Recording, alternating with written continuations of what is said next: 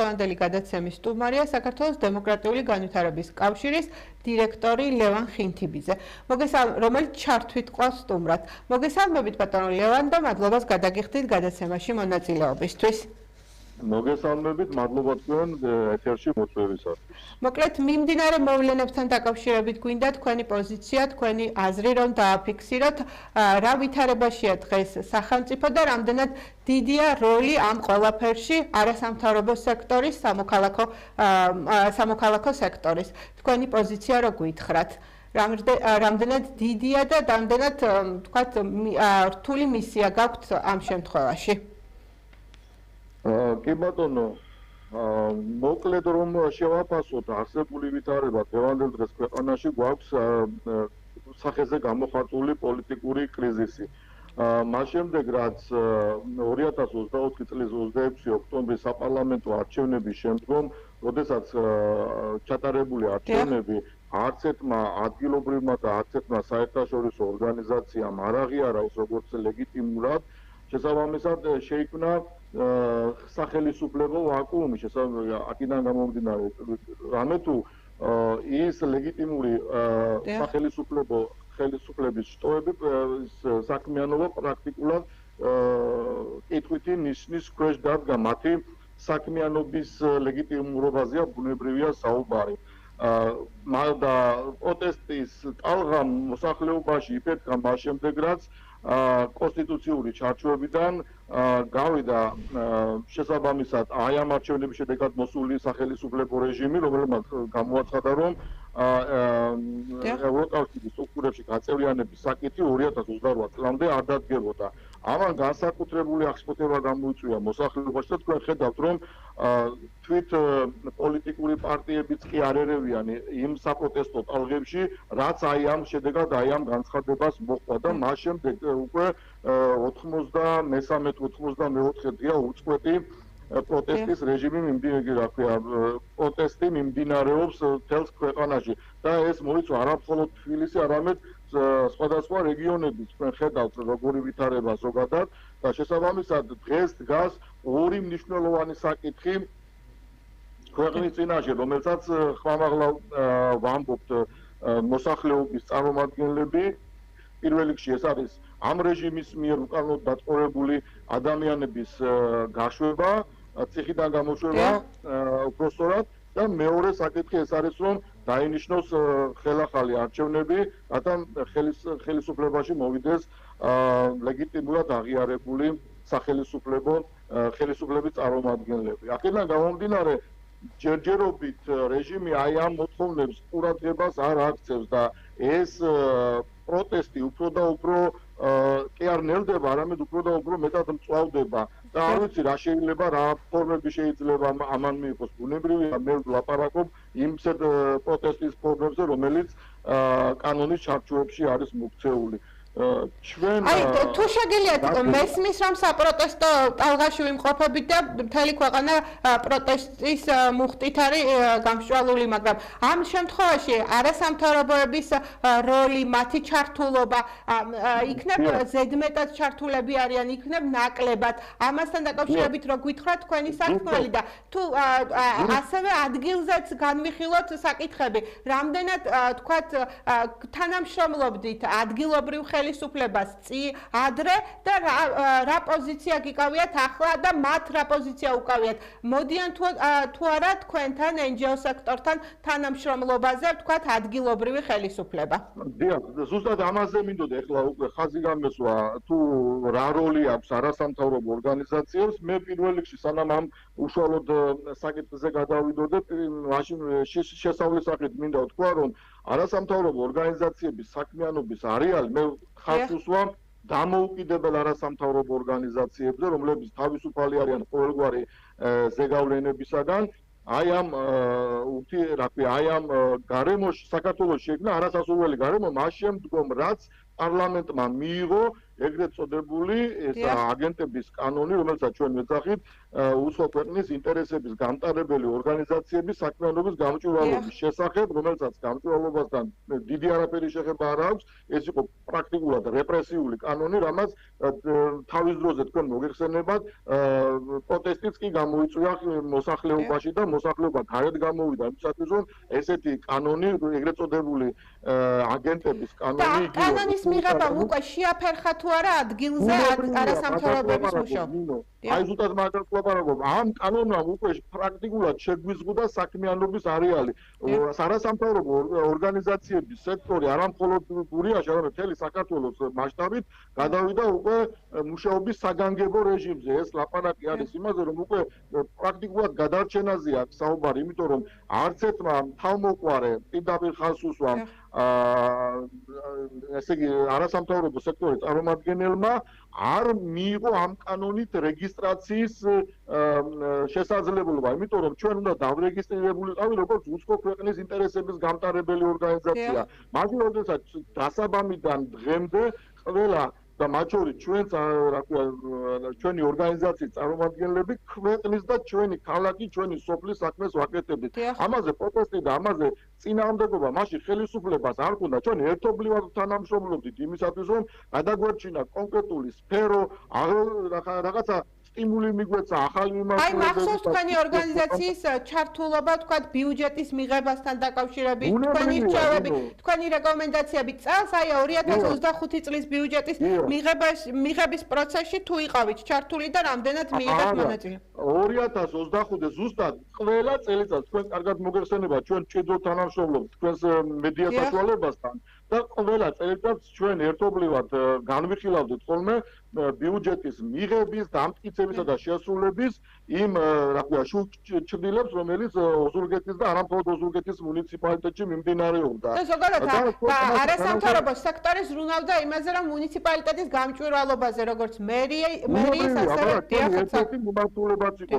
თქვენ მოგეხსენებათ კიდევ დამატებით ოზურგეთის მუნიციპალიტეტი გახდათ ღია მმართველობა კი ბატონო. OGP-ის დიახ ლოკალის წევრი გახდა და ეს იყო ჩვენი პარტნიორობით. ანუ როგორც ცალკე მუნიციპალიტეტი არამხოლოდ, არამედ პარტნიორ ორგანიზაციებთან ერთად გახდა OGP ლოკალის წევრი. სიტყვაზე ვამბობ, ოზურგეთის მუნიციპალიტეტი იმდენად ესეთი თანამშრომლობითი ურთიერთობები იყო ჩამოყალიბებული. მაშინ და ჩვენ მაშინ გულწრფელად გვჯეროდა ნინო, რომ ხელისუფლებასთან ერთად დავნერგავდით იმ კარგ მექანიზმებს, რომელიც ეხებოდა გამჭვირვალობას, ანგარიშვალდებულებას, მოქალაქეთა მონაწილეობის, იმ ინოვაციურ ფორმებს, რითაც ხელისუფლება მეტად ღია იქნებოდა საზოგადოების მიმართ და ეს ბევრ სიკეთეს მოუტანდა ჩვენს მუნიციპალიტეტს. და ამ ერთობლივი მუშაობის რა ქვია თანამშრომლობამ ჩვენ ბევრი კარგი შედეგით მოგცა უკვე წინასწარი და უკვე გვიძდებოდა ერთგვარი კულტურა, რომ სახელისუფლებო ცვლილებების შემთხვევაში ეს ტრადიციები ბუნებრივად გაგრძელდებოდა. მაგრამ და რა მივიღეთ 2025 წლის ბიუჯეტის მივიღეთ ის, რომ ჩვენ უკვე ხელისუფლებასთან პრაქტიკულად ყველანაირი თანამშრომლობა გავწყვიტეთ, გამომდინარე იქიდან, რომ ასეთ ვითარებაში, ესეთ პოლიტიკურ ვითარებაში, რადგან უკვე ჩემს უკან მქონდა საუბარი, პრაქტიკულად არის შეუძლებელი, იმიტომ რომ ნებისმიერ სიტუაციაში ხელისუფლებას თუ არ მოეწონება რომელიმე კრიტიკულად მოაზროვნე ორგანიზაცია, მას იმდღელა სახელისუფლებო ბერკეტი გააჩნია ამ კანონის მიხედვით, რომ შეუძლია ავტომატურად სხვა მხრიდან მოუაროს და შესაბამისად გააჩეროს მისი საქმიანობა. ახალ შეთავაზებას მთავრობის მხრიდან რომ საგრანტო CP იქმნება, თქვენ თუ გეგმავთ რომ ითანამშრომლოთ? ეს ჩვენ ამას თulit დამოუკიდებელი არასამთავრობო ორგანიზაციები ვქნით, რომ ეს არის ის რესურსი, ეს არის პრაქტიკულად სატყუარა, რომ შეგიტყუოს იმ ველში, რა ველში და უკვე სახელისუფლებო რა ქვია მხარდაჭერის ძირითადად ისეთი პროექტები იქნება, რომელიც ხელისუფლებასთან ლოიალურად განწყობილი ორგანიზაციები განახორციელებენ. ამიტომ და კრიტიკის საფუძველი და მონიტორინგის შესაბამისი მექანიზმები აი ასეთ რესურსებს, ასეთ საგრანტო რესურსებს არანაირად არ ექნება. ამიტომ აი გამოსავლის გზებს რაში ხედავთ და რა უნდა იყოს?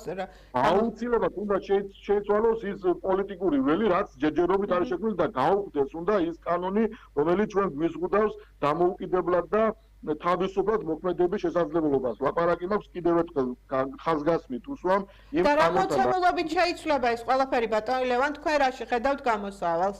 ხელისუფლება უნდა დაინახოს, რომ ასეთი მიდგომებით და ასეთი ესე იგი რეპრესიული კანონი იმას თქვენ მოგეხსენებათ, გარდა ამ კანონისა შემდგომ ბოლო პერიოდში რაცვლებების განხორციელდა, ხო, როგორი რეპრესირებული და საერთოდ შეიცვალა არა მხოლოდ სამოქალაქო სექტორი, არამედ საჯარო სექტორის სტრუქტურა შეიცვალა მთლიანად, ისეთი რეპრესიული გახდა. ვინმე არა მხოლოდ არასამთავრობო სექტორში, არა მხოლოდ, არამედ საჯარო სამსახურშიდაც კი განსხვავებული აზრის მქონე ადამიანები უკვე იდევნებიან იმ კანონის ბოლოდროინდელი კანონის მიხედვით, რომელიც მიღებული იქნა ამ რეჟიმის მიერ. აი ამ ფონზე თქვენს ორგანიზაციასთან თუ თანამშრომლობს რომელიმე დონორი ორგანიზაცია, საერთაშორისო ორგანიზაციები? ჩვენ ვარი უთხარით, იმიტომ რომ ნებისმიერი საერთაშორისო დონორი ორგანიზაციის დაფინანსება ეხლა პრაქტიკულად არის როგორ გითხრათ, დიდი საფრთხის მატარებელი. გამომდინარე იქიდან, რომ თუკი ჩვენ რომ რეგისტრაცია არ გავიარეთ და უკვე ოპერირება დავიწყეთ ისეთ საკითხზე, რაზეც ხელისუფლებას არ მოეწონება, იმას შეუძლია ეს კანონი აამუშავოს და ის საგრანტო რესურსი, რომელიც კონკრეტული საქმიანობებისთვის უნდა განვახორციელოთ, ასე ვთქვათ, წაიღებს ჯარიმის სახით. და აქედან გამომდინარე, ჩვენ იძულებული ვართ დონორებთან მხოლოდ რაღაც ერთობლივ დაფინანსების გარეშე ვიმუშაოთ, ეხლა მოხალისეობრივ საწყისებზე ვარ ჯერჯერობით და მუშაობთ მხოლოდ აი იმ მიმართულებით, რომ ეს პროტესტი უფრო მეტად გაძლიერდეს მოსახლეობაში. არა და ვიცით ამ დონორი ორგანიზაციების, საერთაშორისო ორგანიზაციების დამსახურება, ვთქვათ, მთელ რიგ პროცესებში, რომ ჩვენი ქვეყანა განვითარებულიყო, არაერთი მიმართულებით, არამედ მრავალი მიმართულებით და რა თქმა უნდა, ყველა სფეროში დღეს თუ კი რაიმე წარმატებაზე შეგვიძლია საუბარი, ეს აბსოლუტურად რომელზედაც აპელირებდა სხვათა შორის გასულ წელსაც, გასულ წლებში ხელისუფლება და ამაყობდა მათთან თანამშრომლობით. უნებრივია. თქვენ ეხლა სხვას რომ თავი დავანებოთ, ახალი სფეროები რო არ მოვიგონოთ, თქვენ რაც ახსენეთ, ეს ბიუჯეტის გამჭვირვალობის საკითხებთან დაკავშირებით. ყოველ მეთქით, რომელი დონორი ორგანიზაცია იყო, ჩართო USAID-ის ხარდაჭერით იყო ეს ყველაფერი აბსოლუტურად. მათ შორის კიდე ცალკეული პროექტები ხორციელდებოდა ევროკავშირისა და ევროსაბჭოს მხრიდან წამოსული ფულადი რესურსების მეშვეობით. მაშინ კარგი იყო ხელისუფლებისა და დამოკიდებულება ასეთი საქმიანობების კიდევ ერთხელ განმეორდები, გამოსავლის გზებს რაში ხედავთ და როგორ უნდა მოიქცეს ხელისუფლება? ის პოლიტიკა აუცილებლად უნდა დაიბრძოს ხელახალი არჩევნები. სხვა გამოსავალი უკვე არ რჩება. არა მხოლოდ ამ კუთხითაც, რაც ეხლა ამ წუთში ვესაუბრე, არამედ იმითაც, რომ პოლიტიკური კრიზისია შექმნილი ქვეყანაში. ეს განმუხტვა რომ მოხდეს მთელს ქვეყანაში, აუცილებელი არის ისეთი მოქმედების განხორციელება, რომელიც სრულიად ახალ შესაძლებლობებს შეგვიქმნის და დააბრუნებს ქვეყანას დემოკრატიულ ჩარჩოებში. ჩვენ ახლა დემოკრატიული ჩარჩოები და კონსტიტუციური ჩარჩოებიდან ვართ გასული აბსოლუტურად. გამომდინარე იქიდან, რომ ის შესაბამისი ნორმები, რომელიც კონსტიტუციით არის განსაზღვრული. თქვენ როგორ ფიქრობთ, ამის რესურსი აქვს მოქალაქეებს, რომ არსებული სიტუაცია შეიცვალოს, პროტესტი გაფართოვდეს, ან ამ პროტესტში აქტიურად ჩაებნენ პოლიტიკოსები? როგორ ხედავთ ამ გამოსავლის გზებს? რა თქმა უნდა, ჩვენ ახლა ამის იმედი რო არ გქონდეს, რომ ხალხმა ეს მისია რაც იკისრა იმასთან დაკავშირებით, რომ ეს სიტუაცია შეიცვალოს, ამის იმედი რო არ გქონდეს, ბუნებრივია არც ჩავერთვებოდით ამ სიტუაციაში და ჩვენს მოსაზრებასაც კრიტიკულსაც ვუთმობთ, მაგრამ ერთადერთი ხსნა ეხლა რასაც მე უყურებ დღევანდელ დღეს ქვეყანაში არის ის, რომ ეს პროტესტი უნდა გაძლიერდეს და ეს საზოგადოების წნეხი უნდა იგრძნოს ხელისუფლებამ, რომ შეცვალოს მიდგომები რა მიდგომებითაც დღევანდელ დღეს. აი საერთაშორისო მხრიდანაც გაგრძელდება ზეწოლები ჩვენ კარგად მოგეხსენებათ, დინო, რომ აი ზუსტადად ჩვენ რომ ასეთი პროტესტის ტალღა გამოვიწვია ამ ქმედებებმა ხელისუფლებისა, ზუსტად ის გამოძახილია საერთაშორისო ორგანიზაციებისა და ჩვენი პარტნიორი ქვეყნებისგან, რომლებიდან უკვე წამოვიდა შესაბამისი რეაგირების ფორმები, რაც ნამდვილად არ არის კარგი, პირდაპირ ვიტყვი, ზოგადად ჭრილში ვლაპარაკობ, მაგრამ სხვა გამოსავალი არ რჩება. აი ბატონო ლევან, ბოლო კითხვა, თქვენი პროგნოზი მივალთ ამ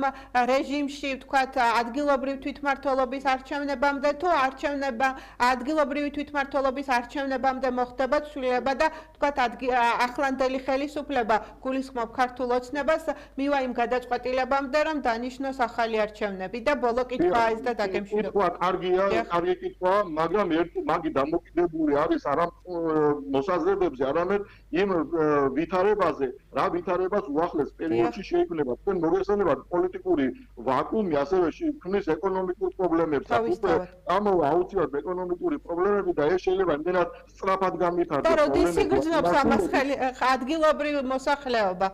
დიახ, და ამას იგრძნობს, ამას მალევე იგრძნობს, რა თქმა უნდა, მოსახლეობაც შესაბამისად და გამომდინარე აქედან ხელისუფლება მაშინ იძულებული იქნება, რომ მალევე აი ამ სიტუაციის განმუხტვისათვის მალევე დანიშნოს არჩევნები და დაემორჩილოს მოსახლეობისა და ხალხის ნებას და მე ამის პროგნოზირება ცოტა გამიჭირდება, თუმცა ვფიქრობ, რომ ადგილობრივი თვითმმართველობის არჩევნებს ეს მდგომარეობა არ გადააჭარბებს. დიდი მადლობა მაყურებელს, შევახსენებ, რომ ჩვენი გადაცემის სტუმარი იყო ლევან ხითიბიძე, საქართველოს დემოკრატიული განვითარების კავშირის დირექტორი. მადლობა კიდევ ერთხელ ჩართვისთვის და საინტერესო საუბრისთვის.